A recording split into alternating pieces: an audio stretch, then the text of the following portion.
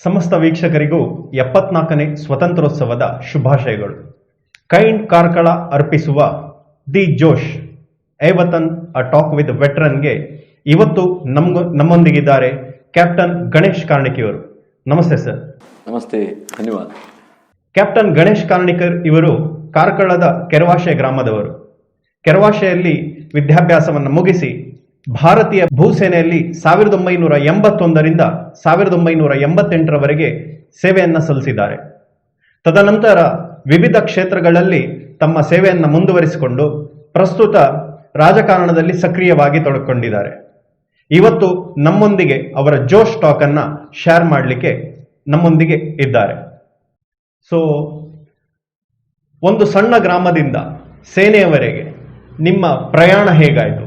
ನಿಮ್ಮ ಒಬ್ಬ ಫ್ಯಾಮಿಲಿಯಲ್ಲಿ ನಿಮ್ಮ ಅಣ್ಣ ಕೂಡ ಭಾರತೀಯ ವಾಯುಸೇನೆಯಲ್ಲಿ ಕೆಲಸವನ್ನು ಮಾಡಿದವರು. ಹೀಗೆ ಒಂದು ನಿಮ್ಮ ಸೇನಾ ಜೀವನ ಪ್ರಾರಂಭ ಹೇಗಾಯಿತು ಅನ್ನೋದ್ರ ಬಗ್ಗೆ ಒಂದು ಸಣ್ಣ ವಿಮರ್ಶೆ ಮಾಡೋದಾದ್ರೆ. ಪ್ರತಿಯೊಬ್ಬರು ತನ್ನ ಶಿಕ್ಷಣದ ಅವಧಿಯಲ್ಲಿ ಜೀವನಕ್ಕೊಂದು ದೃಷ್ಟಿಕೋನ ಬೆಳೆಸ್ಕೊಳ್ತಾರೆ. ನಾನು ಅದಾಗಬೇಕು, ನಾನು ಇದಾಗಬೇಕು ಅನ್ನೋ ಸಂಗತಿಗಳು, ಪರಿಸರದ ಒತ್ತಡ, ಮನೆಯವರ ಪ್ರಭಾವ, ಸ್ನೇಹಿತರ ಪ್ರೆಷರ್ ಇದೆಲ್ಲಿದ್ದಾಗೆ ನಾನು ಅಂದ್ಕೊಳ್ತೀನಿ. ಕಾರ್ಕಳದ ಅರಂಸನ ದೇವಸ್ಥಾನದ ವಠಾರದಲ್ಲಿ ರಾಷ್ಟ್ರೀಯ ಸ್ವಯಂ ಸೇವಕ ಸಂಘದ ಶಾಖೆ ನಡೀತಾ ಇತ್ತು. ಶಾಖೆನಲ್ಲಿ ಸಂಜೆ ಹೊತ್ತು ಆಟ ಆಡೋದ್ರ ಜೊತೆಗೆ ಒಂದಷ್ಟು ಕಥೆಗಳನ್ನು ಕೇಳ್ತಾ ಇದ್ದು. ಆ ಕಥೆಗಳು ಸಾಧಾರಣವಾಗಿ ದೇಶಭಕ್ತರ ಕಥೆ ಇರ್ತಾ ಇತ್ತು. ವರ್ಷಕ್ಕೆ 2 ಸಲ ನಾವು ಈ ವಠಾರಕ್ಕೆ ಬರ್ತಾ ಇದ್ವಿ. ಇಲ್ಲಿ ನಮ್ಮ ಗುರು ಪೂಜೋತ್ಸವಕ್ಕೆ ಮತ್ತು ರಕ್ಷಾಬಂಧನಕ್ಕೆ ಇಲ್ಲಿ ಬರ್ತಾ ಇದ್ವು. ಮನಸ್ಸಿನಲ್ಲಿ ಪ್ರಭಾವ ನನಗೆ ಅನಿಸ್ತಾ ಇರುವಂಥದ್ದು ಪ್ರಾರಂಭದ ದಿನಗಳಲ್ಲಿ ರಾಷ್ಟ್ರೀಯ ಸ್ವಯಂ ಸೇವಕ ಸಂಘದ ಈ ಚಟುವಟಿಕೆ, ಶಾಖೆಯ ಚಟುವಟಿಕೆಗಳು. ಅದಾದಮೇಲೆ ನನ್ನ ಅಣ್ಣ ನನಗಿಂತ 10 ವರ್ಷಗಳ ಹಿಂದೆ ಸೇನೆಗೆ ಸೇರಿದ್ರು. ನಾನು ಕಾಲೇಜ್ ಓದಬೇಕಾದ್ರೆ PUC ಮತ್ತು ಡಿಗ್ರಿ ಕಾಲೇಜಲ್ಲಿ NCCಗೆ ಸೇರಿಕೊಂಡಿದ್ದೆ. ಭಾರತೀಯ ಭೂಸೇನೆಯ ದಳಕ್ಕೆ ಸೇರಿಕೊಂಡಿದ್ದೆ. ಭಾರತೀಯ ಭೂಸೇನೆಯ NCC ಘಟಕದಲ್ಲಿ ಒಬ್ಬ ಕೆಡೆಟ್ ಆಗಿ ಅನುಭವ ಪಡ್ಕೊಳ್ತಿರ್ಬೇಕಾದ್ರೆ ಹತ್ತೂರಿನಲ್ಲಿ ನಮ್ಮದು ಆ್ಯನ್ಯುವಲ್ ಟ್ರೈನಿಂಗ್ ಕ್ಯಾಂಪ್ ಇತ್ತು. ಆ ಕ್ಯಾಂಪಲ್ಲಿ ನಾನು ಮುಖ್ಯ ಅತಿಥಿಗಳಿಗೆ ಪೈಲಟ್ ಆಗಿ ಸ್ವಲ್ಪ ಸ್ಮಾರ್ಟ್ ಇದ್ದವರನ್ನು ಹಾಕ್ತಿದ್ರು. ದಾಮೋದರ್ ಕಿಣಿಯವರು ನಮ್ಮ ಸಮಾರೋಪ ಸಮಾರಂಭದ ಮುಖ್ಯ ಅತಿಥಿಗಳು. ಅವರನ್ನು ಬಿಟ್ಟು ಮತ್ತೆ ಕಾರಿಗೆ ಹತ್ತುವಾಗ ಒಂದು ಪ್ರಶ್ನೆ ಕೇಳಿದ ನನ್ನ ಹತ್ರ. ಅಂದರೆ ಇಂಗ್ಲೀಷಲ್ಲಿ ಹೇಳಿದರು, you are a good pilot, will you join army ಅಂತ ಕೇಳಿದರು. ಅದು ಆಗ ಎಸ್ ಸರ್ ಅಂತ ಹೇಳಿದ್ದು. ನಮ್ಗೆ ಹೇಳ್ಕೊಟ್ಟಿದ್ರು ಎಸ್ ಸರ್ ಅಂತ ಜೋರಾಗಿ ಹೇಳಬೇಕಂತ. ಅದನ್ನು ಹೇಳಿದ್ದೆ. ಮತ್ತು ಮುಂದೆ ಡಿಗ್ರಿ ಕಾಲೇಜಲ್ಲಿ ಓದಬೇಕಾದ್ರೆ ನಾನು ಸೇನೆಗೆ ಘಟಕ್ಕೆ ಸೇರಿಕೊಂಡಿದ್ದೆ. 71ರಲ್ಲಿ ಭಾರತ ದೇಶಕ್ಕೂ ಮತ್ತು ಪಾಕಿಸ್ತಾನಕ್ಕೆ ಯುದ್ಧ ಆಗಿತ್ತು. ಆವಾಗ ಇವಾಗಿನ ಹಾಗೆ ಮಾಧ್ಯಮಗಳಿರಲಿಲ್ಲ. ಎಲ್ಲೋ ಕಷ್ಟದಲ್ಲಿ ಪೇಪರ್ ಸಿಗ್ತಾ ಇತ್ತು. ಆ ನ್ಯೂಸ್ ಪೇಪರಲ್ಲಿ ನಮ್ಮ ಸೇನೆಯ ಯಶೋಗಾಥೆಯನ್ನು ಓದ್ತಾ ಇತ್ತು. ಅಣ್ಣ ಸೇನೆ ಇರುವಂಥದ್ದು, ರಾಷ್ಟ್ರೀಯ ಸ್ವಯಂ ಸೇವಕ ಸಂಘ, NCC ಇದೆಲ್ಲವೂ ಕೂಡ ಒಂದು ಮನಸ್ಸಿನಲ್ಲಿ ಸೇನೆಗೊಂದು ಯಾಕೆ ಸೇರಬಾರ್ದು ಹೇಳುವಂಥ ಭಾವನೆ ದೃಢಗೊಳಿಸಿತ್ತು. ಮತ್ತು ಸ್ವಭಾವ ಸಹಜವಾಗಿ ಪರೀಕ್ಷೆಗಳು, ಇಂಟರ್ವ್ಯೂ ಇದರ ಮೂಲಕ ಸೇನೆಗೆ ಸೇರಬೇಕು ಅಂತ ನಿರ್ಣಯ ಮಾಡಿದ್ದೆ. ಅವಕಾಶ ಸಿಕ್ಕಿತ್ತು, ಸೇನೆಯಲ್ಲಿ ಸೇರಿದೆ. ಎಸ್ ಸರ್, ನೀವು CDS ಅನ್ನು ಪಾಸ್ ಮಾಡಿ, ಅಂದರೆ ಕಂಬೈನ್ಡ್ ಡಿಫೈನ್ ಸರ್ವಿಸಸ್ ಅನ್ನು ಪಾಸ್ ಮಾಡಿ ಸೇನೆಗೆ ಸೇರಿದ್ರಿ. ಸೊ ಇದೊಂದು ಬಹಳ ಒಂದು ವಂಡರ್ಫುಲ್ ಜರ್ನಿ ಅಂತ ಹೇಳ್ಬೋದು ನಿಮ್ಮ ಸೇನೆಯಲ್ಲಿ. 2-3 ಸಂಗತಿಗಳು ಪ್ರಮುಖವಾಗಿ ಕಾಣುವಂಥದ್ದು.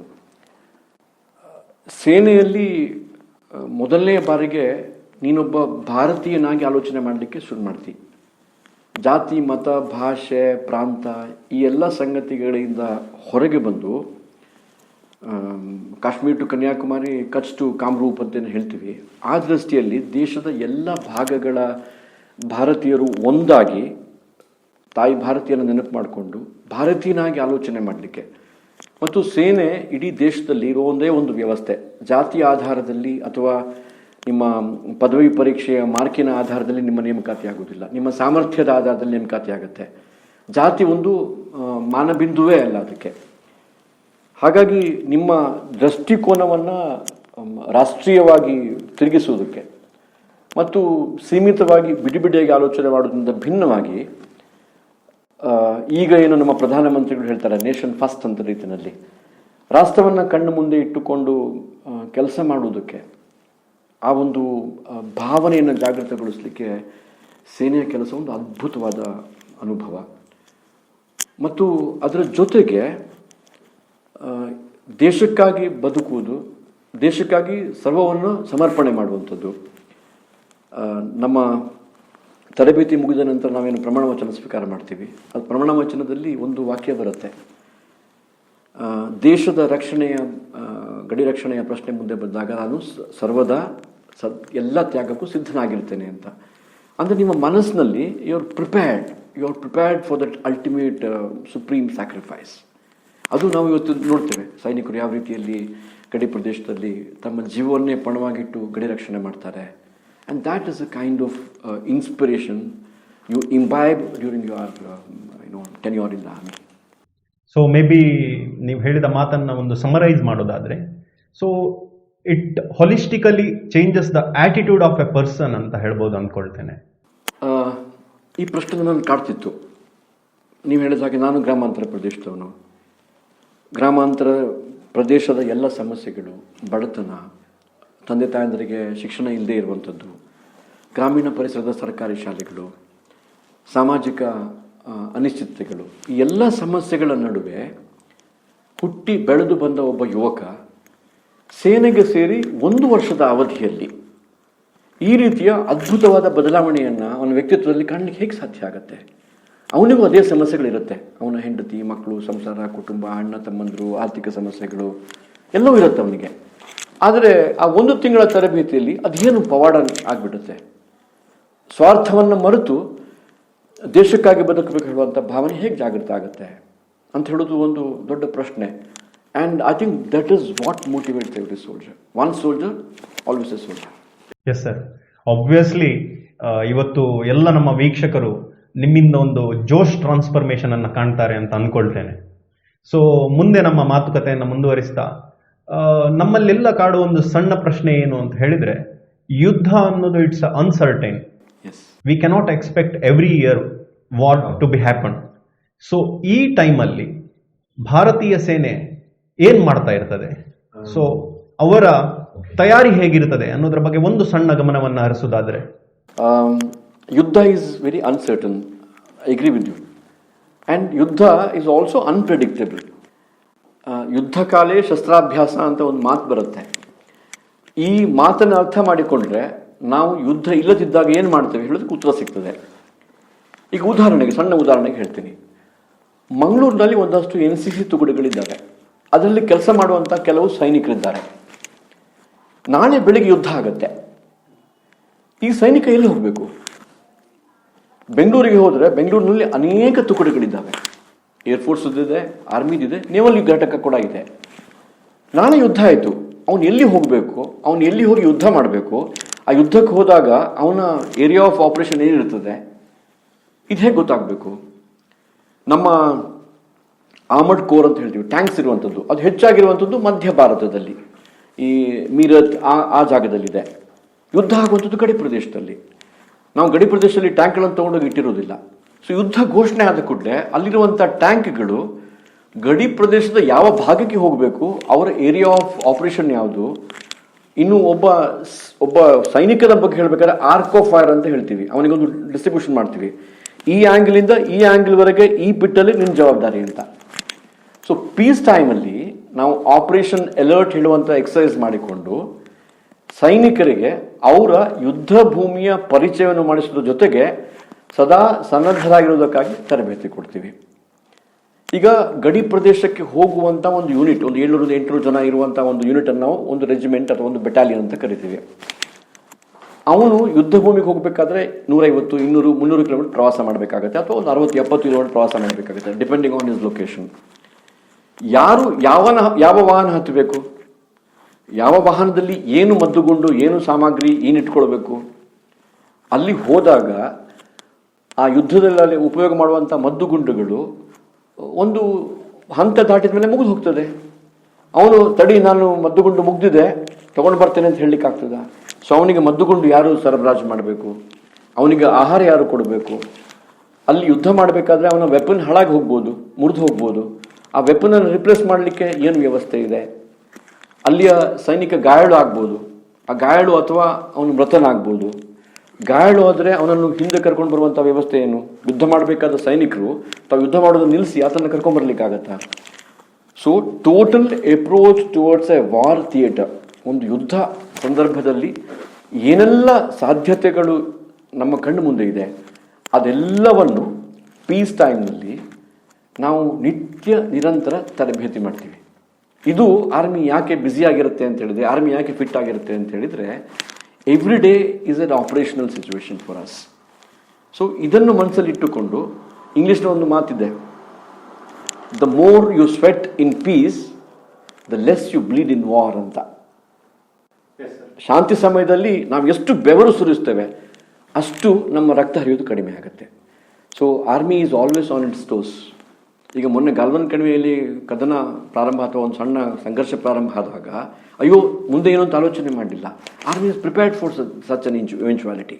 ಸೊ ಆರ್ಮಿ ಅಂತ ಹೇಳುವಾಗ arm forces, it is always prepared for an eventuality. So 24 hours into 7 ಅಂತ ಇತ್ತೀಚೆಗೆ ನೀವೆಲ್ಲ ಕೇಳ್ತಿರಲ್ಲ. So army has been 24/7 all these years. Yes sir, really ತುಂಬಾ ಔಚಿತ್ಯಪೂರ್ಣವಾದ ಮಾತನ್ನು ನೀವು ಹೇಳಿದ್ರಿ. So army will be alert 24/7. ಈ 24/7 ಅಲ್ಲಿ 1 minute ಕೂಡ ಆರ್ಮಿಯಲ್ಲಿ ಆದರೂ ಅಲ್ಲಿ ಏನಾದರೂ ಲೂಸ್ ಒಂದು ಸಿಚುವೇಶನ್ ಬಂತು ಅಂತ ಹೇಳಿದ್ರೆ ಇಡೀ ದೇಶದಲ್ಲಿರುವ 130 ಕೋಟಿ ಜನರ ಒಂದು ಭದ್ರತೆಯ ಪ್ರಶ್ನೆ ಆಗ್ಬೋದು ಅಂತ ಅನ್ಕೊಳ್ತೇನೆ. ಸೊ ನಮ್ಮ ಮಾತನ್ನು ಮುಂದುವರಿಸ್ತಾ ನೀವು ಭಾರತೀಯ ಸೇನೆಯಲ್ಲಿ ಸಪ್ಲೈ ಲಾಜಿಸ್ಟಿಕ್ ಬಗ್ಗೆ ಮಾತನಾಡಿದ್ರಿ.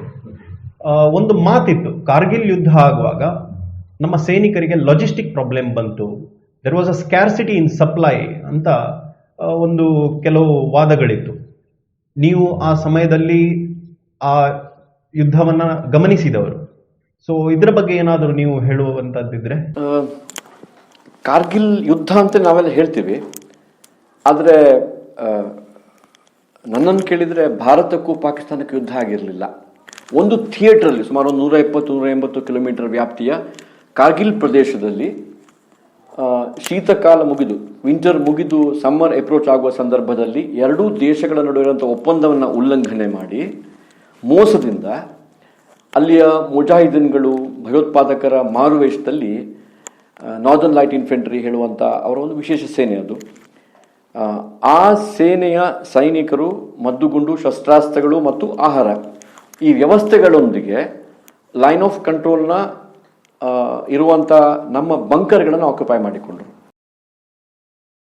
ಆ ಬಂಕರ್ಗಳನ್ನು ಆಕ್ಯುಪೈ ಮಾಡಿದ್ದು ತಿಳಿದಾಗ ಅಂದಿನ ಪ್ರಧಾನಮಂತ್ರಿಗಳು ಮತ್ತು ಸೇನೆ ಒಂದು ದಿಟ್ಟ ನಿರ್ಣಯ ತಗೊಳ್ತಾರೆ. ಲೈನ್ ಆಫ್ ಕಂಟ್ರೋಲನ್ನು ನಾವು ಕ್ರಾಸ್ ಮಾಡೋದಿಲ್ಲ, ಆದರೆ ಯಾವುದು ಮೋಸ ಮಾಡಿ ವಶಪಡಿಸ್ಕೊಂಡಿಲ್ಲ ಅದೆಲ್ಲವನ್ನು ಮತ್ತೆ ವಾಪಸ್ ಪಡ್ಕೊಳ್ತೀವಿ ಅಂತ.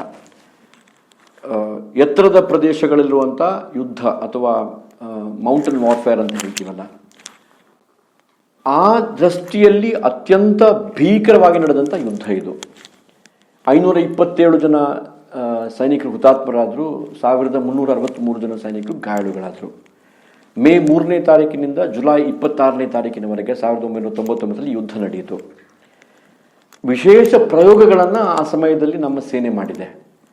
ಮದ್ದುಗುಂಡುಗಳ ಸರಬರಾಜಲ್ಲಿ ಯಾವುದೇ ಕೊರತೆ ಆದದ್ದು ನನ್ನ ಗಮನದಲ್ಲಿಲ್ಲ. ಒಂದಷ್ಟು ವಿತಂಡವಾದ ಮಾಡುವಂಥ ನಮ್ಮ ಬುದ್ಧಿಜೀವಿಗಳು ಪ್ಯಾನೆಲ್ಗಳಲ್ಲಿ ಕುತ್ಕೊಂಡು ಡಿಸ್ಕಸ್ ಮಾಡುವವರು ಆ ಸಮಯದಲ್ಲೂ ಕೂಡ ಅನೇಕ ಪ್ರಶ್ನೆಗಳನ್ನು ಎತ್ತಿದ್ರು. ಸೇನೆ ತನ್ನ ಸಾಮರ್ಥ್ಯ ಮತ್ತು ಆ ಸವಾಲನ್ನು ಅತ್ಯಂತ ಧೈರ್ಯವಾಗಿ ಸ್ವೀಕರಿಸಿದೆ. ಪ್ರಶ್ನೆ ಕೇಳಬಹುದು, 527 ಜನ ಯಾಕೆ ಪ್ರಾಣಾರ್ಪಣೆ ಆಯಿತು? 170 ಕಿಲೋಮೀಟರ್ ವ್ಯಾಪ್ತಿಯಲ್ಲಿ ಯುದ್ಧ ನಡೆದಿರುವಂಥದ್ದು ಅಂತ ಹೇಳಿ. 75ರಿಂದ 85 ಡಿಗ್ರಿ ಸ್ಲೋಪಿನ ಗುಡ್ಡವನ್ನು ಹತ್ತಿಕೊಂಡು ಹೋಗುವಂಥದ್ದು, 14,000 ಅಡಿ ಎತ್ತರದಿಂದ 18,000 ಅಡಿ ಎತ್ತರದಲ್ಲಿ ಯುದ್ಧ ಮಾಡುವಂಥದ್ದು, ಆ ಗುಡ್ಡದ ಶಿಖರದಲ್ಲಿ ಒಂದು ಬಿಲ್ಟ್ ಇನ್ ಸ್ಟ್ರಕ್ಚರಲ್ಲಿ ಕೊಂಡಿರುವಂಥ ಶತ್ರುವನ್ನು ಹೊರಗೆ ದಬ್ಬುವಂಥ ಕೆಲಸ. ಇದು ಒಂದು ಡ್ರಾಯಿಂಗ್ ರೂಮಲ್ಲಿ ಕೂತ್ಕೊಂಡು ಡಿಸ್ಕಸ್ ಮಾಡುವ ಕೆಲಸ ಅಲ್ಲ, ಇದು ತುಂಬ ಕಷ್ಟ ಸಾಧ್ಯವಾದ ಕೆಲಸ. ಇದನ್ನು ನಮ್ಮ ಸೇನೆ ಮಾಡಿದೆ. ಸೈನಿಕನಾಗಿ 527 ಜನ ಪ್ರಾಣಾರ್ಪಣೆ ಆಗಿರೋದನ್ನು ನೋಡಿದಾಗ ಮೈ ಕುದಿತದೆ, ರಕ್ತ ಕುದಿತದೆ. ಆದರೆ ಆ ಸೈನಿಕರ ತ್ಯಾಗ, ಬಲಿದಾನ, ಸಾಹಸ, ಕೆಚ್ಚು, ರೋಷ, ನಮ್ಮ ಇಂಚಿಂಚು ಭೂಮಿಯನ್ನು ವಶಪಡಿಸಿಕೊಳ್ಬೇಕು ಹೇಳುವಂಥ ಅವರಲ್ಲಿರುವಂಥ ಬದ್ಧತೆ, ಇದನ್ನು ನೋಡಿದಾಗ what can be more inspiring for a nation? So ಮದ್ದುಗುಂಡುಗಳ ಕೊರತೆ ಆಗಿಲ್ಲ, ಸಾಹಸದ ಕೊರತೆ ಆಗಿಲ್ಲ, ಕೆಚ್ಚಿನ ಕೊರತೆ ಆಗಿಲ್ಲ. ಆದರೆ ಒಂದು ಅಸಾಧಾರಣ ಪರಿಸ್ಥಿತಿಯಲ್ಲಿ ಅಸಾಮಾನ್ಯ ರೀತಿಯಲ್ಲಿ ಕಾದಾಡಿದಂಥ ವೀರಾವೇಶದ ಹೋರಾಟ ಇನ್ನು ಅನೇಕ ದಶಕಗಳ ಕಾಲ ನಮ್ಮ ಸೈನಿಕರಿಗೆ ಪ್ರೇರಣೆ ಕೊಡುವಂತಹ ಒಂದು ಕಾದಾಟ ಆಗಿತ್ತು. ಕಾರ್ಗಿಲ್ ಕದನದಲ್ಲಿ ನಾವು ಕಲಿಯಬೇಕಾದ ಪಾಠ ಏನು ಅಂತ ಕೇಳಿದರೆ, ನಮ್ಮ ಪಕ್ಕದ ರಾಷ್ಟ್ರಗಳನ್ನು ಯಾವುದೇ ಕಾರಣಕ್ಕೆ ನಾವು ನಂಬಬಾರದು. ಈ ಕಾರ್ಗಿಲ್ ಕದನಕ್ಕೆ ಪೂರ್ವಭಾವಿಯಾಗಿ ಸನ್ಮಾನ್ಯ ಪ್ರಧಾನಮಂತ್ರಿಗಳಾದ ವಾಜಪೇಯಿ ಅವರು ಸ್ನೇಹಸ್ತ ಚಾಚಿರ್ತಾರೆ. ಡೆಲ್ಲಿಯ ಹೈದರಾಬಾದ್ ಹೌಸ್ನಲ್ಲಿ ಮೀಟಿಂಗ್ ಆಗಿರುತ್ತೆ. ನವಾಜ್ ಶರೀಫ್ ಅವರು ಪ್ರಧಾನಮಂತ್ರಿಗಳಾಗಿ ಬಂದಿರ್ತಾರೆ, ಸಹಿ ಮಾಡಿರ್ತಾರೆ. ಆ ಸಹಿ ಮಾಡಿದ ಆಮೇಲೆ ಭಾರತ ಮತ್ತು ಲಾಹೋರ್ನ ನಡುವೆ ಸಂಜೋತಾ ಎಕ್ಸ್ಪ್ರೆಸ್ ಒಂದು ಬಸ್ ಪ್ರಯಾಣ ಪ್ರಾರಂಭ ಆಗಿರುತ್ತೆ. ವಾಜಪೇಯಿ ಅವರು ಪಾಕಿಸ್ತಾನಕ್ಕೆ ಹೋಗಿ ಬರ್ತಾರೆ. ಆದರೆ ಇದೆಲ್ಲವೂ ಕೂಡ ಒಂದು ನೆನಪು ಮಾಸುವ ಮುಂಚೆ ಈ ರೀತಿಯ ಒಂದು ಧೂರ್ತತನಕ್ಕೆ ಪಾಕಿಸ್ತಾನ ಕೈ ಹಾಕುತ್ತೆ. ಹಾಗಾಗಿ ನಾವು ಕಲಿಯಬೇಕಾದ ಮೊದಲನೇ ಪಾಠ, come what may, don't believe them, you be prepared. Yes sir. So ನಿಮ್ಮ ಈ ಮಾತನ್ನ ಗಮನಿಸುವಾಗ ಎರಡು ವಿಚಾರವನ್ನ ನಾನು ಮುಂದಿನ ಒಂದು ಈ ವಿಷಯವಾಗಿ ನಿಮ್ಮೊಂದಿಗೆ ಅಭಿಪ್ರಾಯವನ್ನು ಬಯಸ್ತೇನೆ. ಮೊದಲನೇದು ನಾನು ಗಮನಿಸಿದ್ದೀವಿ ಏನು ಅಂತ ಹೇಳಿದರೆ, ಯಾವುದೇ ಒಂದು ಶಾಂತಿ ಒಪ್ಪಂದ ಆಗಲಿ ಇಡೀ ವಿಶ್ವದಲ್ಲಿ, ಅದು ನ್ಯೂಕ್ಲಿಯರ್ ಪೀಸ್ ಟ್ರೀಟಿ ಇರ್ಬೋದು ಅಥವಾ ಬೇರೆ ಯಾವುದೇ ಒಂದು ಶಾಂತಿ ಒಪ್ಪಂದ ಇರಬಹುದು, ಮೊದಲು ಭಾರತ ಹೋಗಿ ಸಹಿ ಆಗ್ತದೆ. ಆದರೆ ಭಾರತ 71ರಿಂದ 1948ರಿಂದ ಹಿಡಿದು ಇವತ್ತಿನವರೆಗೆ ಸತತವಾಗಿ ಆಕ್ರಮಣವನ್ನು ಕಂಡಿದೆ. ಸೊ ಈ ಎಲ್ಲ ಟ್ರೆಂಡ್ ಅನ್ನು ನೋಡುವಾಗ ನಾವು ಪೀಸ್ ಟ್ರೀಟಿಯನ್ನ ಸೈನ್ ಮಾಡೋದು ಎಷ್ಟು ಔಚಿತ್ಯ? ಜಿಯೋಪಾಲಿಟಿಕಲ್ ಸಿಚುವೇಶನ್ ಅಥವಾ ಭಾರತ ಒಂದು ವಿಶ್ವದ ಭಾಗವಾಗಿ ಆಲೋಚನೆ ಮಾಡಿದಾಗ ಮತ್ತು ಭಾರತದ ನಾಗರಿಕತೆಯನ್ನು ನೀವು ವಿವೇಚನೆ ಮಾಡಿದರೆ, ನಾವು ಯಾವತ್ತೂ ಕೂಡ ಉದಾರ ಚರಿತಾನಾಂತು ವಸುಧಾಯವ ಕುಟುಂಬಕಂ ಅಂತ ಹೇಳಿದವರು. ನಾವು ಯಾವ ಕಾಲಾವಧಿಯಲ್ಲಿಯೂ ಕೂಡ ಇನ್ನೊಂದು ರಾಷ್ಟ್ರದ ಮೇಲೆ ಕತ್ತಿ ಎತ್ತುಕೊಂಡು ಹೋಗಿ ಯುದ್ಧ ಸಾರಿದವರಲ್ಲ. ನಾವು ಈ ವಿಶ್ವ ಒಪ್ಪಿರುವಂಥ ಶಾಂತಿಯ ಸಂದೇಶವನ್ನು ಜಗತ್ತಿಗೆ ಜ್ಞಾನದ ಮೂಲಕ ಪ್ರಸರಿಸುವಂಥ ಕೆಲಸವನ್ನು ಮಾಡಿದ್ದು ನಮ್ಮ ರಕ್ತದ ಹರಿದು ಬಂದಿದೆ. ನಾನು ಹೇಳಿದೆ ಯಾವುದೇ ಕಾರಣಕ್ಕೆ ಪಾಕಿಸ್ತಾನ ನಂಬಾರ್ದು ಅಂತ ಹೇಳಿ. ಆದರೆ ಇದೇ ದೇಶ ಆ ಪಾಕಿಸ್ತಾನಕ್ಕೆ most favoured nation MFN status ಅಂತ ಹೇಳ್ತೀವಿ ಕೊಟ್ಟಿರುವಂಥ ದೇಶ ಇದು. 4 ಬಾರಿ ನಾವು ಯುದ್ಧ ಅನುಭವಿಸಿದ್ರು ಕೂಡ. 4 ಯಾಕೆ ಹೇಳ್ತೇನೆ ಅಂದರೆ, 48 was with Pakistan, 1965 was with Pakistan, 1971 was with Pakistan, 1999 Kargil was with Pakistan. ಆದರೂ ಕೂಡ ಇನ್ನೂ ಕೂಡ ನಮ್ಮಲ್ಲಿ ಆ ಸ್ವಭಾವ ಸಹಜವಾದ ಸಾತ್ವಿಕತೆ ಇದೆ. ಆದರೆ ಅದು ಎಷ್ಟಿರಬೇಕು? ಹೌದಪ್ಪ, ನೋಡು, ನೀನು ಸ್ನೇಹಿತನಾಗಿದ್ದರೆ ನಾನು ಸ್ನೇಹಿತ, ಆದರೆ ನಿನ್ನ ವರ್ತನೆ ಸರಿ ಇಲ್ಲ ಅಂತ ಹೇಳಿದರೆ ಆ ಧೂರ್ತತನಕ್ಕೆ ಪಾಠ ಕಲಿಸುವಂಥ ಸರ್ಜಿಕಲ್ ಸ್ಟ್ರೈಕ್ ಅವಶ್ಯಕತೆ ಇದೆ.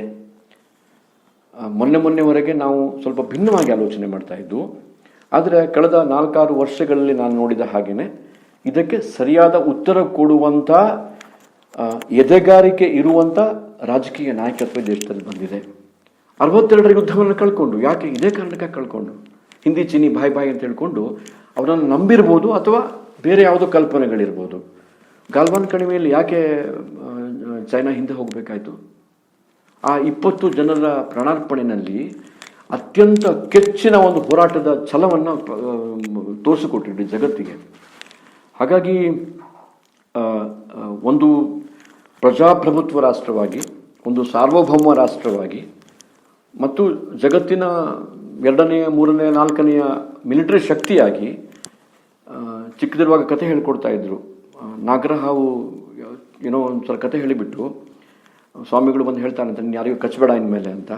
ಸೊ ನಾವು ಕಚ್ಚುದನ್ನು ಮರೆತು ಬಿಟ್ಟು ಮಲ್ಕೊಂಡಿತ್ತು. ಎಲ್ಲ ಮಕ್ಕಳು ಅದಕ್ಕೆ ಕಡ್ಡಿ ಚುಚ್ಚಿ ಗಾಯ ಮಾಡಿದರೆ ಸ್ವಾಮಿಗಳು ಬಂದು ಕೇಳ್ತಾರೆ, ನಿಂಗೆ ಏನಾಯಿತು ಅಂತ ಹೇಳಿ. ನೀವು ಕಚ್ಚಬೇಡಿ ಅಂತ ಹೇಳಿದ್ರಲ್ಲ ಅಂತ ಕೇಳ್ತದಂತ ಹಾವು. ನಾನು ಕಚ್ಬೇಡ ಅಂತ ಹೇಳಿದ್ದೆ, ಬುಸ್ಕೊಡ್ಬೇಡ ಅಂತ ಹೇಳಿದ್ದೀನ, ಬುಸ್ಕೊಡ್ಬೇಕಿತ್ತಲ್ಲ ನೀನು ಅಂತೇಳಿ. ಸೊ ಇದನ್ನು ನಾವು ಅರ್ಥ ಮಾಡ್ಕೊಳ್ಬೇಕು. ನಮ್ಮ ರಾಷ್ಟ್ರದ ರಕ್ಷಣೆಯ ಜವಾಬ್ದಾರಿ ನಮ್ಮದು, ನಮ್ಮ ದೇಶದ ಅಭಿವೃದ್ಧಿಯ ಕಲ್ಪನೆ ನಮ್ಮದು. ನಾವು ಮಾಡುವ ಎಲ್ಲ ಸಂಗತಿಯಲ್ಲಿ ರಾಷ್ಟ್ರ ಮುಂದೆ ಹೇಳುವಂಥ ಭಾವನೆ ಅದು ನಮ್ದಾಗಬೇಕು. ಯಾವುದೇ ಅಂತಾರಾಷ್ಟ್ರೀಯ ಮಟ್ಟದ TTಗಳಲ್ಲಿ ನಾವು ಸಹಿ ಹಾಕಬೇಕಾದ್ರೆ ರಾಷ್ಟ್ರ ಸರ್ವಪ್ರಥಮ ಹೇಳುವಂಥ ಕಲ್ಪನೆ ನಮ್ಮದಾಗತ್ತಾ? ಎಲ್ಲವೂ ಸರಿ ಆಗತ್ತೆ. ನಾನು ಜಗತ್ತಿನಲ್ಲಿ ನಾಯಕ ಆಗಬೇಕು ಅನ್ನೋ ಕಾರಣಕ್ಕಾಗಿ ನಮ್ಮ ದೇಶದ ಹಿತಾಸಕ್ತಿ ಬರಲಿಕ್ಕೆ ಸಾಧ್ಯವೇ ಇಲ್ಲ. ಎಲ್ಲೋ ಸ್ವಲ್ಪ ಈ ರೀತಿಯ ಒಂದು ವಿಸ್ಮೃತಿ ನಮ್ಮ ದೇಶದ ರಾಜಕೀಯ ನಾಯಕತ್ವದಲ್ಲಿ ಇತ್ತು ಅಂತ ಕಾಣ್ತದೆ. ಆದರೆ ಬದಲಾಗ್ತಾ ಇದೆ. S sir. ಸೊ ನಾನು 2 ವಿಚಾರವನ್ನ ಮಾತನಾಡಬೇಕು ಅಂತ ಹೇಳಿದ್ದೆ. ಸೊ ನನ್ನ ಮುಂದಿನ ವಿಚಾರ ಬಹಳ ಒಂದು ಗಮನಾರ್ಹವಾದ ವಿಷಯವನ್ನು ಹೇಳಿದ್ರಿ. ಪಾಕಿಸ್ತಾನ್ ಒಂದು ನಮಗೆ ಎನಿಮೆಯೇ ಅಲ್ಲ ಅಂತ ಹೇಳಿ ನೀವು ಒಂದು ಕಡೆ ಈಗ ಉಲ್ಲೇಖ ಮಾಡಿದ್ರಿ. ಸೊ ಈಗ ಕರೆಂಟ್ ಸಿಚುವೇಶನ್, ಕರೆಂಟ್ ಅಫೇರ್ಸ್ ಅನ್ನು ನೋಡಿದ್ರೆ ಇತ್ತೀಚೆಗೆ ನಮ್ಮ ಬಹಳ ಒಂದು ಆಪ್ತವಾಗಿದ್ದ ದೇಶ ನೇಪಾಳ ಕೂಡ ಭಾರತದ ವಿರುದ್ಧವಾಗಿ ಚಿಂತನೆ ಮಾಡುವ ಒಂದು ಪರಿಸ್ಥಿತಿಗೆ ಬಂದಿದೆ. ಒಂದು ಕಡೆಯಿಂದ ಚೈನಾ ಆಕ್ರಮಣ ಆಗ್ತಾ ಇದೆ, ಇನ್ನೊಂದು ಕಡೆ ಪಾಕಿಸ್ತಾನ ಈ ಎಲ್ಲ ಸಂದರ್ಭವನ್ನ ಕಾದು ನಿಂತಿದೆ. ಸೊ ಈ ಎಲ್ಲ ನಮ್ಮ ನೆರೆ ರಾಷ್ಟ್ರಗಳು ಭಾರತದ ಮೇಲೆ ಈ ಒಂದು ವ್ಯೂ ಅನ್ನ ಇಟ್ಕೊಂಡಿರುವಾಗ ನಾವು ಭಾರತ ಹೇಗೆ ಪ್ರಿಪೇರ್ ಆಗಿದ್ದೇವೆ? You can't change your neighbours, whether you like it or not. Pakistan ನಿಮ್ಮ ನೇಬರ್, ನೇಪಾಲ್ ನಿಮ್ಮ ನೇಬರ್, ಚೈನಾ ನಿಮ್ಮ ನೇಬರ್. ಮತ್ತು ನಮಗೆ ನಮ್ಮ ರಾಷ್ಟ್ರದ ಬಗ್ಗೆ, ನಮ್ಮ ರಾಷ್ಟ್ರದ ಹಿತಾಸಕ್ತಿಯ ಬಗ್ಗೆ, ನಮ್ಮ ರಾಷ್ಟ್ರದ ಗಡಿ ರಕ್ಷಣೆಯ ಬಗ್ಗೆ ಎಷ್ಟು ಕಾಳಜಿ ಇದೆಯೋ, ಇರಬೇಕೋ ಅಷ್ಟೇ ಕಾಳಜಿ ಮತ್ತು ಅಷ್ಟೇ ಬದ್ಧತೆ ಆ ದೇಶಗಳು ಇರುವುದು ಸಹಜವಾದದ್ದು.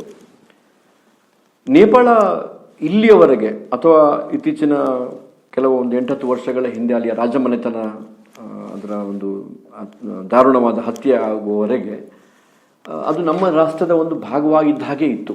ನಮ್ಗೆ ಅವರಿಗೂ ಪಾಸ್ಪೋರ್ಟು ಬೇಕಿರಲಿಲ್ಲ ಹೋಗಿ ಬರಲಿಕ್ಕೆ. ಮತ್ತು ಅಲ್ಲಿಯ ದೊಡ್ಡ ಪ್ರಮಾಣದ ಜನಸಮೂಹ ನಮ್ಮ ದೇಶದಲ್ಲಿ ಕೆಲಸ ಮಾಡ್ತಾ ಇದ್ದಾರೆ, ನಮ್ಮ ಸೇನೆಯಲ್ಲಿ ಕೆಲಸ ಮಾಡ್ತಾ ಇದ್ದಾರೆ. ಆದರೆ ಅದಾದ ನಂತರ ಒಂದು ರಾಜಕೀಯ ಏನು ಹೇಳೋದು ಅವಿವೇಕದಿಂದಾಗಿ ಅಲ್ಲಿ ನಾವು ಆ ಪ್ರಜಾಪ್ರಭುತ್ವ ವ್ಯವಸ್ಥೆಯನ್ನು ತರಿಸುವಂಥ ಮತ್ತು ಒಂದು ಹಿಂದೂ ರಾಷ್ಟ್ರವಾಗಿದ್ದ ನೇಪಾಳವನ್ನು ಒಂದು ಸೆಕ್ಯುಲರ್ ರಾಷ್ಟ್ರವಾಗಿ ಘೋಷಣೆ ಮಾಡುವಂಥ ತಪ್ಪು ಹೆಜ್ಜೆಯನ್ನು ಇಡ್ತೇವೆ, ಅದಕ್ಕೆ ಸಪೋರ್ಟ್ ಮಾಡ್ತೇವೆ.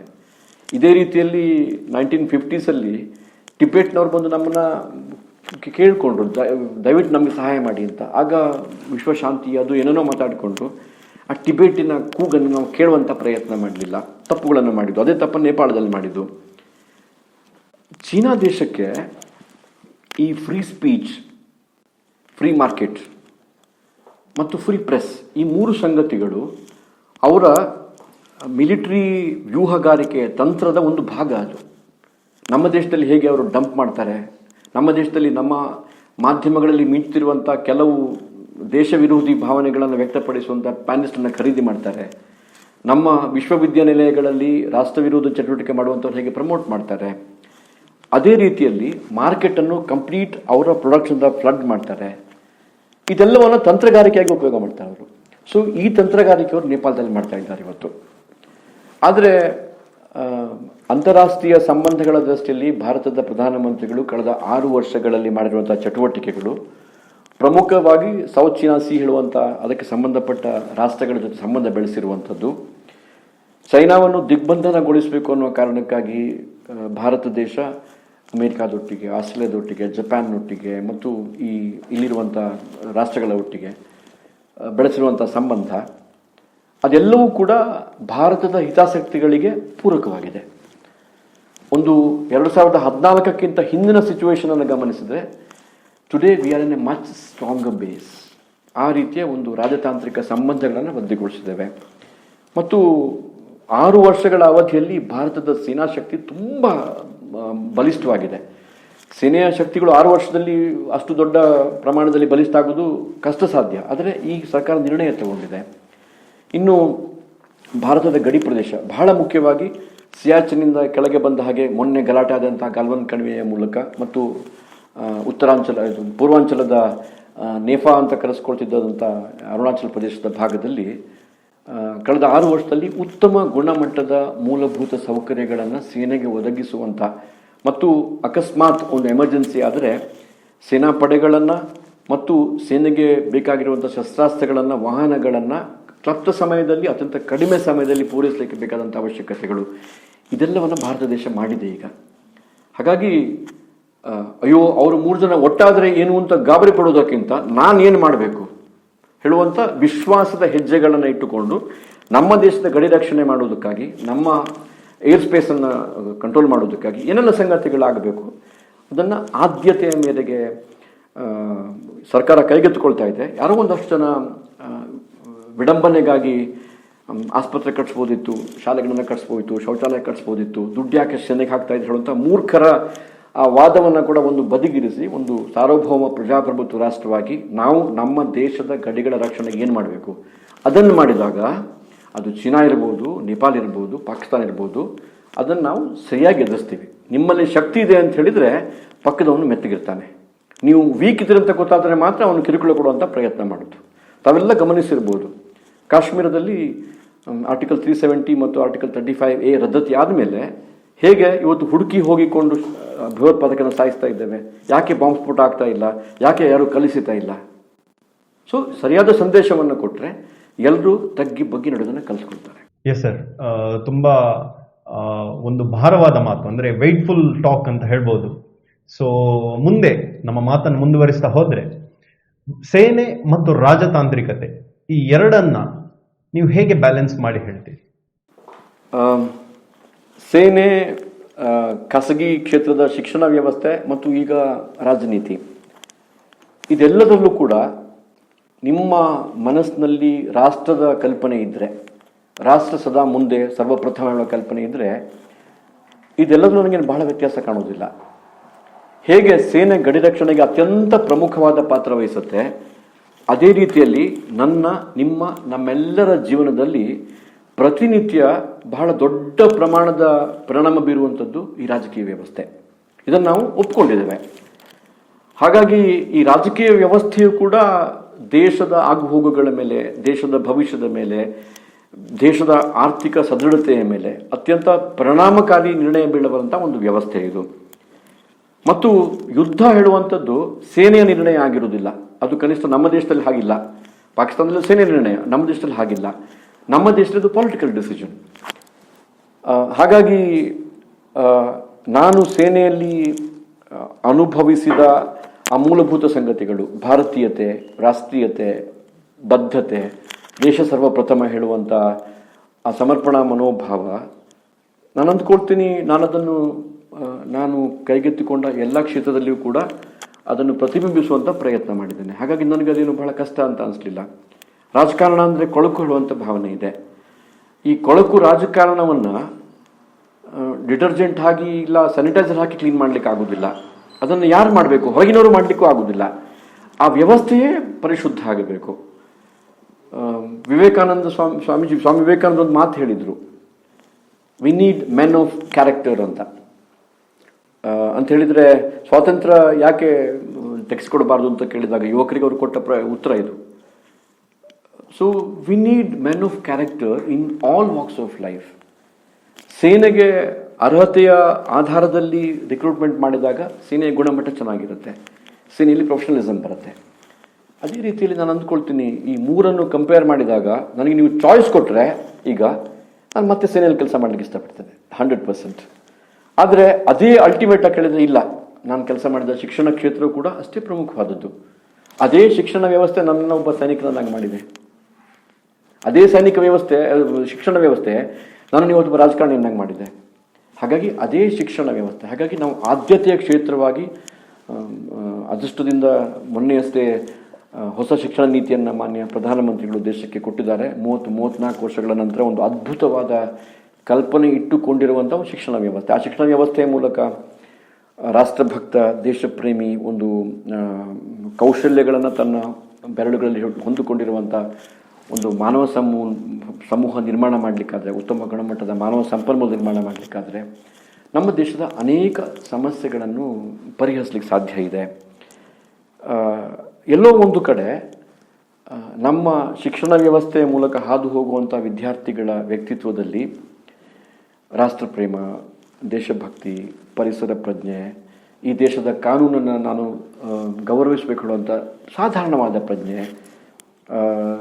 ಸಾರ್ವಜನಿಕ ಜೀವನದಲ್ಲಿ ಒಬ್ಬ ಜವಾಬ್ದಾರಿಯುತ ಪ್ರಜೆಯಾಗಿ ನಾನು ಹೇಗಿರಬೇಕು ಅನ್ನುವ ಪ್ರಜ್ಞೆ, ಸೌಂದರ್ಯ ಪ್ರಜ್ಞೆ ಅಂತ ಹೇಳಿದರೆ, ಸ್ವಚ್ಛ ಭಾರತ್ ಅಂತ 75 ವರ್ಷ ಆದಮೇಲೆ ನಾವು ಮಾಡಬೇಕು ಈ ದೇಶದಲ್ಲಿ. ಸಂಜೆ 7 ಗಂಟೆಗೆ ಮನೆಗೆ ಬಂದರೆ ಬೆಳಿಗ್ಗೆ 6 ಗಂಟೆವರೆಗೆ ನಾನು ಮನೆಯಿಂದ ಮರುದಿನ ಬೆಳಿಗ್ಗೆ ಹೊರಗೆ ಹೋಗೋದಿಲ್ಲ, ಮನೆಯೊಳಗೆ ನಾನು ಉಗುಳೋದಿಲ್ಲ.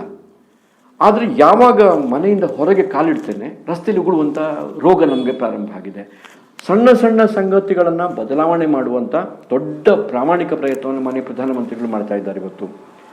ಹಾಗಾಗಿ ಸೇನೆ, ಶಿಕ್ಷಣ, ರಾಜಕಾರಣ ಇದನ್ನು ಹೇಗೆ ಹೊಂದಾಣಿಕೆ ಮಾಡಿಕೊಳ್ತಾರೆ ಅಂತ ಹೇಳಿದರೆ, ನನ್ನ ವ್ಯಕ್ತಿತ್ವದಲ್ಲಿ, ನಮ್ಮೆಲ್ಲರ ವ್ಯಕ್ತಿತ್ವದಲ್ಲಿ ಒಬ್ಬ ಜವಾಬ್ದಾರಿಯುತ ನಾಗರಿಕನಾಗಿ ನಾನು ಸಮಾಜದಲ್ಲಿ ನನ್ನನ್ನು ಹೇಗೆ ತೊಡಗಿಸಿಕೊಳ್ಳಬೇಕು ಹೇಳುವಂಥ ಪ್ರಜ್ಞೆಯನ್ನು ಜಾಗೃತಗೊಳಿಸುವಂಥ ಶಿಕ್ಷಣ ವ್ಯವಸ್ಥೆ, ಅದು ಶಾಲೆಯಲ್ಲಿ ಮಾತ್ರ ಅಲ್ಲ, ನಮ್ಮ ಮನೆ. ಮೊದಲನೇ ಶಿಕ್ಷಣ ವ್ಯವಸ್ಥೆ ಮನೆಯಲ್ಲಿ, ನಮ್ಮ ಸುತ್ತಮುತ್ತಲಿನ ಪರಿಸರ ಮತ್ತು ಸಮಾಜ. ಆಮೇಲೆ ನಾವು ಫಾರ್ಮಲ್ ಎಜುಕೇಷನ್, ಶಾಲಾ ಶಿಕ್ಷಣ ಅಂತ ಹೇಳ್ತೀವಿ, ಶಾಲಾ ಕಾಲೇಜಿನ ಶಿಕ್ಷಣ. ಇದು ಸರಿಯಾದಾಗ ಅತ್ಯಂತ ಅರ್ಥಪೂರ್ಣವಾದ ಒಂದು ಸಮಾಜ ನಿರ್ಮಾಣ ಆಗಲಿಕ್ಕೆ ಸಾಧ್ಯ ಇದೆ. ಎಲ್ರಿಗೂ ಸೈನಿಕರಾಗಲಿಕ್ಕಾಗೋದಿಲ್ಲ, ಸಾಧ್ಯವೇ ಇಲ್ಲ. ಈಗ ನಾವೆಲ್ಲ ಅರ್ಜಿ ಹಾಕಿದ್ರು ನಾವು ಯಾರನ್ನು ಬೇಕೋ ಅವ್ರು ಮಾತ್ರ ತಗೊಳ್ತೀವಿ ನಾವು. ಆದರೆ ಅದೇ ಬದ್ಧತೆಯಿಂದ, ಅದೇ ಒಂದು ರಾಷ್ಟ್ರಪ್ರೇಮ ದೇಶಭಕ್ತಿಯ ಭಾವನೆಯೊಂದಿಗೆ ನಾನು ವಿದ್ಯಾರ್ಥಿಯಾಗಿ, ಶಿಕ್ಷಕನಾಗಿ, ಕೃಷಿಕನಾಗಿ, ಕಾರ್ಮಿಕನಾಗಿ, ವ್ಯಾಪಾರಿಯಾಗಿ, ಏನು ಸಮಾಜದಲ್ಲಿ ಏನೇನು ಜವಾಬ್ದಾರಿ ಸಿಗುತ್ತೆ ಅದೆಲ್ಲದರಲ್ಲಿಯೂ ಕೂಡ ಒಬ್ಬ ಸೈನಿಕನಾಗಿ ಇರಲಿಕ್ಕೆ ಸಾಧ್ಯ ಇದೆ. ಹಾಗೆ ನನಗೇನು ಬಹಳ ದೊಡ್ಡ ವ್ಯತ್ಯಾಸ ಕಾಣೋದಿಲ್ಲ. ಆ ಬದ್ಧತೆ ನಮ್ಮಲ್ಲಿ ಇರಬೇಕಷ್ಟೇ. ಎಸ್ ಸರ್, ಸೇನೆಯಲ್ಲಿ ಒಂದು ಸುದೀರ್ಘವಾದ ಜರ್ನಿಯನ್ನು ನೀವು ಕಂಡಿದ್ದೀರಿ. ಸೊ ಇವತ್ತು ನಾನು ನಿಮ್ಮ ಮೇಲೆ ಫೈರ್ ಮಾಡಬೇಕಂತ ಹೇಳಿ ಒಂದು 10 ಬುಲೆಟ್ಸ್ ಅನ್ನ ರೆಡಿ ಮಾಡಿದ್ದೇನೆ. ಓಕೆ. ಸೊ ನನ್ನ ಶಬ್ದಕ್ಕೆ ನೀವು ಕೌಂಟರ್ ಫೈರ್ ಅನ್ನು ಕೊಡಬೇಕೀಗ. Okay. So are you ready? Yes, I am ready. Yes. Yes. ದೇಶ, ದೇಶ ಪ್ರೇಮ. ಸೈನಿಕ, ತ್ಯಾಗ. ಧ್ಯೇಯ, ನೇಷನ್ ಫಸ್ಟ್. ಸ್ವಾತಂತ್ರ್ಯ, ರೆಸ್ಪಾನ್ಸಿಬಿಲಿಟಿ. ಶತ್ರು, ಡೆಸಿಮೇಟ್ ಹಿಮ್. ಯುವಜನತೆ, ಎನರ್ಜಿ. ಪ್ರೀತಿ, ರಾಷ್ಟ್ರಭಕ್ತಿ. ಆತ್ಮನಿರ್ಭರ, ಸ್ವಾವಲಂಬನೆ. Rafale, a threat to the enemy. Nepal. Young brother. Yes sir. So ಬಹಳ ನೇರವಾಗಿ ನೀವು ನನ್ನ ಮೇಲೆ ಕೌಂಟರನ್ನು ಕೊಟ್ಟಿದ್ದೀರಿ. ನಿಮಗೆ ತುಂಬ ಧನ್ಯವಾದಗಳು. Thank you. ಇವತ್ತು 74ನೇ ಸ್ವತಂತ್ರೋತ್ಸವನ್ನ ದೇಶ ಆಚರಿಸ್ತಾ ಇದೆ. ಸೊ ನಮ್ಮ ಈ ಮೀಡಿಯಾದ ಮೂಲಕ ನೀವು ಏನು ಸಂದೇಶವನ್ನು ಕೊಡ್ಲಿಕ್ಕೆ ಬಯಸ್ತೀರಿ ಸರ್? ಒಂದು ಪ್ರಶ್ನೆ ಕೇಳಬೇಕು ಅಂತ ಅನಿಸುತ್ತೆ ನನಗೆ. ಇನ್ less than 75 years we have become a loud talking, impractical, dishonest, corrupt, lazy and intolerant nation. ಸ್ವಾತಂತ್ರ್ಯವನ್ನು ಸಂಭ್ರಮದ ದಿನವಾಗಿ ಆಚರಣೆ ಮಾಡುವ ಸಂದರ್ಭದಲ್ಲಿ ಎಲ್ಲೋ ಒಂದು ಕಡೆ ಸ್ವಾತಂತ್ರ್ಯವನ್ನು ಯಾಕೆ ಕಳ್ಕೊಂಡು ಇವತ್ತು ನಮ್ಮ ಸಾಮಾಜಿಕ ಸ್ಥಿತಿಯಲ್ಲಿ, ನಮ್ಮ ಮಾನಸಿಕತೆಯಲ್ಲಿ ಈ ಸ್ವಾತಂತ್ರ್ಯವನ್ನು ಮತ್ತೊಮ್ಮೆ ಕಳ್ಕೊಳ್ತೀವ? ನಾವು ಕಳ್ಕೊಳ್ದೇ ಇರಬೇಕಾದ್ರೆ ಏನು ಮಾಡಬೇಕು? ಸ್ವಾತಂತ್ರ್ಯ ಹೇಳಿದರೆ ಸ್ವಚ್ಛಂದತೆಯ, ಸ್ವಾತಂತ್ರ್ಯ ಹೇಳಿದರೆ ಒಂದು ಜವಾಬ್ದಾರಿ ಅಲ್ವಾ? ಈ ದೇಶದ ಪ್ರಜೆಯಾಗಿ ನನ್ನ ಜವಾಬ್ದಾರಿ ಏನು ಹೇಳುವುದನ್ನು ಯಾವಾಗ ನಾವು ಅರ್ಥ ಮಾಡಿಕೊಳ್ತೀವಿ, ನಾನು, ನನ್ನ ಹೆಂಡತಿ, ನನ್ನ ಮಕ್ಕಳು, ನನ್ನ ಸಂಸಾರ, ನನ್ನ ಬ್ಯಾಂಕ್ ಬ್ಯಾಲೆನ್ಸ್, ನನ್ನ ಕಾರು, ನನ್ನ ವ್ಯಾಪಾರ, ನನ್ನ ಪ್ರಾಫಿಟ್, ಇದೆಲ್ಲೂ ಬೇಕು. ಆದರೆ ಇದೇ ಎಲ್ಲೂ ಅಲ್ಲ ಅಲ್ವಾ? ಈ ದೇಶ ಸ್ವಾತಂತ್ರ್ಯ ಕಳೆದುಕೊಂಡ್ರೆ ಇದು ಯಾವುದೂ ನಮ್ಮ ಹತ್ರ ಇರುವುದಿಲ್ಲ. ಹಾಗಾಗಿ ಇದೆಲ್ಲದಕ್ಕೂ ಮೀರಿ ನನಗೊಂದು ರಾಷ್ಟ್ರೀಯ ಬದ್ಧತೆ ಇದೆ ಹೇಳುವುದನ್ನು ನಮ್ಮ ವ್ಯಕ್ತಿತ್ವದಲ್ಲಿ ಜಾಗೃತಗೊಳಿಸುವಂಥ, ಪುನರುದ್ದೀಪನಗೊಳಿಸುವಂಥ ಒಂದು ಅತ್ಯಂತ ಪ್ರಮುಖವಾದ ರಾಷ್ಟ್ರೀಯ ಹಬ್ಬ ಸ್ವಾತಂತ್ರ್ಯೋತ್ಸವ ಅಂತ ಹೇಳಿದರೆ, ಯಾವಾಗ ಈ ಭಾವನೆ ಜಾಗೃತ ಆಗತ್ತೆ, ಯಾವಾಗ ನಾವು ನಮಗೆ ಜವಾಬ್ದಾರರಾಗ್ತೇವೆ, accountable to yourself, answerable to yourself and responsible to yourself, when you become a responsible citizen, ನಾನು ಅಂದ್ಕೊಳ್ತೀನಿ ಸ್ವಾತಂತ್ರ್ಯೋತ್ಸವದ ಸರಿಯಾದ ಆಚರಣೆ ಆಗುತ್ತೆ. ನಮ್ಮಲ್ಲಿ ಯಾಕೆ ಆ ರಾಷ್ಟ್ರಭಕ್ತಿ, ದೇಶಪ್ರೇಮ ಜಾಗೃತ ಆಗ್ತಾ ಇಲ್ಲ? ಎಷ್ಟು ಜನ ಇವತ್ತು ಸ್ವಾತಂತ್ರ್ಯೋತ್ಸವದ ದಿವಸ ಕನಿಷ್ಠ ವರ್ಷಕ್ಕೆ 1 ಸಲ 2 ಸಲ ಆದರೂ ಆ ಧ್ವಜಕ್ಕೆ ಗೌರವದಿಂದ ಸೆಲ್ಯೂಟ್ ಕೊಡಬೇಕು ಅಂತ ಆಲೋಚನೆ ಮಾಡ್ತಾರೆ. ಸೊ ಸ್ವಾತಂತ್ರ್ಯೋತ್ಸವದ ಈ ಸಂದರ್ಭದಲ್ಲಿ ಮತ್ತೊಮ್ಮೆ ಭಾರತ ಜಗತ್ತಿನ ಮುಂದುವರೆದ ರಾಷ್ಟ್ರಗಳ ಪಟ್ಟಿಯಲ್ಲಿ ಅಗ್ರಗಣ್ಯ ರಾಷ್ಟ್ರ ಆಗಬೇಕು. ಜಗತ್ತು ಭಾರತವನ್ನು ಎದುರು ನೋಡಬೇಕು. ಎಲ್ಲ ನಾಗರಿಕತೆಗಳು ನಮ್ಮ ವಿಶ್ವದಿಂದ ಕಣ್ಮರೆಯಾಗಿರಬೇಕಾದ್ರೆ ಜಗತ್ತಿನ ಸಮಸ್ಯೆಗಳಿಗೆ ಬೆಳಕು ಕೊಡಬಲ್ಲಂಥ ಜ್ಞಾನದ ಒಂದು ಭಂಡಾರ ನಮ್ಮಲ್ಲಿರುವಾಗ ಭಾರತ ಯಾಕೆ ವಿಶ್ವದ ಶಾಂತಿಯ ನಾಯಕತ್ವವನ್ನು, ಅಭಿವೃದ್ಧಿಯ ನಾಯಕತ್ವವನ್ನು, ಪರಿಸರದೊಂದಿಗೆ ಬದುಕುವ ನಮ್ಮ ಹಿರಿಯರ ಏನು ಚಿಂತನೆ ಇತ್ತು ಅದನ್ನು ಇವತ್ತು ಪ್ರಪಂಚಕ್ಕೆ ಒಂದು ಹೊಸ ಮಾದರಿಯಾಗಿ ಕೊಡಲಿಕ್ಕೆ ಸಾಧ್ಯ ಇಲ್ಲ? ಅಂತಹ ಭಾರತವನ್ನು ನಾನು ನೀವು ಸೇರಿ ಕಟ್ಟುವ ಸೈನಿಕರ ತ್ಯಾಗ, ಬಲಿದಾನ, ಸಮರ್ಪಣಾ ಮನೋಭಾವ, ದೇಶಭಕ್ತಿ, ರಾಷ್ಟ್ರಪ್ರೇಮ, ರಾಷ್ಟ್ರ ಸರ್ವಪ್ರಥಮ ಹೇಳುವಂಥ ಭಾವನೆ, ಅದು ನಮ್ಗೆ ಯಾಕೆ ಪ್ರೇರಣೆ ಕೊಡ್ಲಿಕ್ಕೆ ಸಾಧ್ಯ ಇಲ್ಲ? ಕಳೆದುಕೊಂಡ ಸ್ವಾತಂತ್ರ್ಯವನ್ನು ಮತ್ತೆ ಪಡಿಬೇಕಾದ್ರೆ ಲಕ್ಷಾಂತರ ಜನ ಸರ್ವವನ್ನು ತ್ಯಾಗ ಮಾಡಿದ್ರಲ್ಲ, ಬಲಿದಾನ ಮಾಡಿದ್ರಲ್ಲ ದೇಶಕ್ಕಾಗಿ, ಅವ್ರು ಯಾಕೆ ನಮ್ಗೆ ಆದರ್ಶ ಆಗಲಿಕ್ಕಿಲ್ಲ? ಎಷ್ಟು ದಿನ ಸಿನಿಮಾ ತೆರೆಯ ಮೇಲೆ ಇರುವ ವ್ಯಕ್ತಿಗಳು ನಮಗೆ ಹೀರೋಗಳಾಗ್ಲಿಕ್ಕೆ ಸಾಧ್ಯ ಇದೆ? ಇವತ್ತು ನಿಜವಾಗಿ ನಮ್ಗೆ ಯಾರು ಹೀರೋಗಳಾಗಬೇಕಂತ ಹೇಳಿದರೆ, ತನ್ನ ಸ್ವಂತವನ್ನು ಮರೆತು ದೇಶಕ್ಕಾಗಿ ಪ್ರಾಣಾರ್ಪಣೆ ಮಾಡಿದ, ಬಲಿದಾನ ಮಾಡಿದ, ತ್ಯಾಗ ಮಾಡಿದಂಥ ವ್ಯಕ್ತಿಗಳು ನಮಗೆ ಇವತ್ತು ಹೀರೋಗಳಾಗಬೇಕು. ಬದಲಾವಣೆಯ ಅತ್ಯಂತ ಪ್ರಮುಖವಾದ ಕಾಲಘಟ್ಟದಲ್ಲಿ 74ನೇ ಸ್ವಾತಂತ್ರ್ಯೋತ್ಸವವನ್ನು ಆಚರಣೆ ಮಾಡ್ತಾ ಇದ್ದೇವೆ. ಪ್ರಾಯಶಃ ಭಾರತಕ್ಕೆ ಹಿಂದೆಂದಿಗೂ ಲಭ್ಯ ಇರದಿರುವಂಥ ಅದ್ಭುತವಾದ ಅವಕಾಶಗಳು ಇವತ್ತು ತನ್ನಿಂತಾನಾಗಿಯೇ ಒಂದು ಪ್ರಪಂಚದ ಮಟ್ಟದಲ್ಲಿ ನಿರ್ಮಾಣ ಆಗ್ತಾ ಇದೆ. ಅಂತಹ ಸಮರ್ಥ ನಾಯಕತ್ವ ನಮ್ಗೆ ಒದಗಿದೆ. ಎಲ್ಲ ಪ್ರಧಾನಮಂತ್ರಿಗಳು ಮಾಡ್ತಾರೆ, ಯಾರೋ ನಾಯಕರು ಮಾಡ್ತಾರೆ, ನಾನು ಆರಾಮದಲ್ಲಿ ಮಲ್ಕೊಂಡು ನಿದ್ದೆ ಮಾಡ್ತೇನೆ ಹೇಳುವಂಥ ಒಂದು ಪ್ರವೃತ್ತಿ ನಮ್ಮದಾಗಬಾರ್ದು. ನಮ್ಮೆಲ್ಲರ ಪ್ರಯತ್ನದಲ್ಲಿ, ನಮ್ಮೆಲ್ಲರ ಕೆಲಸದಲ್ಲಿ ರಾಷ್ಟ್ರ ನಿರ್ಮಾಣದ ಪುಣ್ಯ ಕಾರ್ಯದಲ್ಲಿ ನಮ್ಮದೊಂದು ಸಹಭಾಗಿತ್ವ ಇದೆ ಹೇಳುವಂಥ ಭಾವನೆ ಜಾಗೃತ ಆಗಬೇಕು. ಶ್ರದ್ಧಾಂಜಲಿಗೆ ಸೀಮಿತವಾಗದೆ ನಮ್ಮ ರಾಷ್ಟ್ರಭಕ್ತಿ, ದೇಶಪ್ರೇಮ, ಕ್ಯಾಂಡಲ್ ಹಚ್ಚೋದಕ್ಕೆ ಸೀಮಿತವಾಗದೆ ಎಲ್ಲೋ ಒಂದು ಕಡೆ ನಾವು ಮಾಡುವ ಎಲ್ಲ ಚಟುವಟಿಕೆಗಳಲ್ಲಿ ಪ್ರತಿನಿತ್ಯ ಅದು ಪ್ರತಿಬಿಂಬಿತ ಆದರೆ ನಾನು ಅಂದ್ಕೊಳ್ತೀನಿ ಸ್ವಾತಂತ್ರ್ಯೋತ್ಸವದ ನಿಜವಾದ ಒಂದು ಅನುಷ್ಠಾನ ಆಗುತ್ತೆ, ಆಚರಣೆ ಆಗುತ್ತೆ ಅಂತ ಹೇಳ್ತಾ 74ನೆಯ ಈ ಸ್ವಾತಂತ್ರ್ಯೋತ್ಸವದ ಶುಭ ಸಂದರ್ಭದಲ್ಲಿ ನನ್ನೆಲ್ಲ ದೇಶವಾಸಿಗಳಿಗೆ ಅತ್ಯಂತ ಆತ್ಮೀಯವಾದ ಶುಭಾಶಯಗಳನ್ನು ಹೇಳ್ತಾ, ನಾವೆಲ್ಲ ಒಂದಾಗಿ ರಾಷ್ಟ್ರವನ್ನು ಪುನರ್ನಿರ್ಮಾಣ ಮಾಡುವಂಥ ನಮ್ಮೆಲ್ಲ ನಾಯಕರ ಪ್ರಯತ್ನಗಳಿಗೆ ಕೈ ಜೋಡಿಸುವ. ವಿದ್ಯಾರ್ಥಿಗಳು ದೊಡ್ಡ ಸಂಖ್ಯೆಯಿರೋದು ಭಾಗವಹಿಸ್ತೀರಿ. ಒಂದು ಸಣ್ಣ ನಿರ್ಣಯ ಮಾಡಿ, ನಾವು ಮಾಡುವ ಎಲ್ಲ ಚಟುವಟಿಕೆಯಲ್ಲಿ ಒಬ್ಬ ಒಳ್ಳೆಯ ವಿದ್ಯಾರ್ಥಿಯಾಗಿ ನನಗೆ ಸಿಕ್ಕಿದ ಈ ಅವಕಾಶವನ್ನು ನನ್ನ ವ್ಯಕ್ತಿತ್ವದಲ್ಲಿ ಅಡಗಿರುವಂಥ ಪ್ರತಿಭೆಯನ್ನು ಹೊರಗೆ ತರಲಿಕ್ಕೆ ಮತ್ತು ಆ ಪ್ರತಿಭೆಯನ್ನು ರಾಷ್ಟ್ರ ನಿರ್ಮಾಣದ ಕಾರ್ಯದಲ್ಲಿ ಜೋಡಿಸಿಕೊಳ್ಳುವುದಕ್ಕೆ ನಾನು ಸಂಪೂರ್ಣವಾಗಿ ತೊಡಗಿಸಿಕೊಳ್ತೇನೆ ಹೇಳುವಂಥ ಒಂದು ಸಂಕಲ್ಪ ಮಾಡಿದರೆ ಅದು ಒಂದು ದೊಡ್ಡ ಹೆಜ್ಜೆ ಆಗುತ್ತೆ. ಈ ನಿಟ್ಟಿನಲ್ಲಿ ನಾವೆಲ್ಲ ಪ್ರಯತ್ನ ಮಾಡುವ ಅಂಥೇಳಿ ನಮ್ಮೆಲ್ಲರಿಗೂ ಮತ್ತೊಮ್ಮೆ ಶುಭವನ್ನು ಹಾರೈಸ್ತೇನೆ. ಎಸ್ ಸರ್, 74ನೆಯ ಈ ಸ್ವತಂತ್ರ ಸಂದರ್ಭದಲ್ಲಿ ಒಂದು ಮಹತ್ವವಾದ ಸುದ್ದಿಯನ್ನು ನಮ್ಮ ಮೀಡಿಯಾ ಮುಖಾಂತರ ನೀವು ಕೊಟ್ಟಿದ್ದೀರಿ. ಮೇ ಬಿ ನಾನು ಯೋಚಿಸ್ತೇನೆ, ಎಲ್ಲ ನಾಗರಿಕರು ಒಂದು ಸೆಲ್ಫ್ ಅಸೆಸ್ಮೆಂಟನ್ನು ಮಾಡಿಕೊಳ್ತಾರೆ ಮತ್ತು ಆ ದೇಶಕ್ಕೆ ಕೊಡಬೇಕು ಅನ್ನೋ ಒಂದು ಆ್ಯಟಿಟ್ಯೂಡನ್ನು ಅವರಲ್ಲಿ ಪಡ್ಕೊಳ್ತಾರೆ ಅಂತ ಅಂದ್ಕೊಂಡು ಇವತ್ತಿನ ಈ ಮಾತನ್ನು ನಾವು ಮುಗಿಸ್ತಾ ಇದ್ದೇವೆ. ಧನ್ಯವಾದಗಳು ಸರ್. Thank you. ಧನ್ಯವಾದ ಆ್ಯಂಡ್ ಜೈ ಹಿಂದ್. ಈ ಹಿಂದಿನ 21 ದಿನಗಳಲ್ಲಿ 21 ಸೈನಿಕರು ತಮ್ಮ ಜೋಶ್ ಟಾಕ್ ಅನ್ನ ನಮ್ಮ ಈ ಚಾನೆಲ್ನಲ್ಲಿ ಹಂಚಿಕೊಂಡಿದ್ದಾರೆ. 2020ನೇ ವರ್ಷ ಭಾರತ 21ನೆಯ ವರ್ಷದ ಕಾರ್ಗಿಲ್ ವಿಜಯೋತ್ಸವವನ್ನ ಆಚರಿಸಿದೆ. ಕಾರ್ಕಳದ ಸುತ್ತಮುತ್ತಲಿನ ಪ್ರದೇಶದ 21 ಮಾಜಿ ಸೈನಿಕರು ಅವರ ಅನುಭವವನ್ನ, ಅವರ ಸೇನಾ ಜೀವನವನ್ನ ನಮ್ಮೊಂದಿಗೆ ಹಂಚಿಕೊಂಡಿದ್ದಾರೆ. Once a soldier is always a soldier. ಒಂದ್ ಕಡೆ ಕವಿವಾಣಿ ನೆನಪಾಗ್ತಾ ಇದೆ. ಹೆಗಲನೊಡ್ಡಿ ಹೇ ರಾಷ್ಟ್ರ ಕಾರ್ಯಕ್ಕೆ, ನಡುವೆ ನಿಲುಗಡೆ ಸಲ್ಲದು. ಪರಮ ವೈಭವ ಗುರಿಯ ತಲುಪದೆ, ಒರಗಲಿ ತನುವಲ್ಲದು. ನಮ್ಮ ಈ ಸಣ್ಣ ಪ್ರಯತ್ನದಲ್ಲಿ ಸಹಕರಿಸಿದ ಎಲ್ಲ ಸೈನಿಕರಿಗೆ ಮತ್ತೊಮ್ಮೆ ಧನ್ಯವಾದವನ್ನ ಹೇಳ್ತಾ ಈ ಜೋಶ್ ಟಾಕ್ ಕಾರ್ಯಕ್ರಮಕ್ಕೆ ವಿರಾಮವನ್ನ ಕೊಡ್ತಾ ಇದ್ದೇವೆ.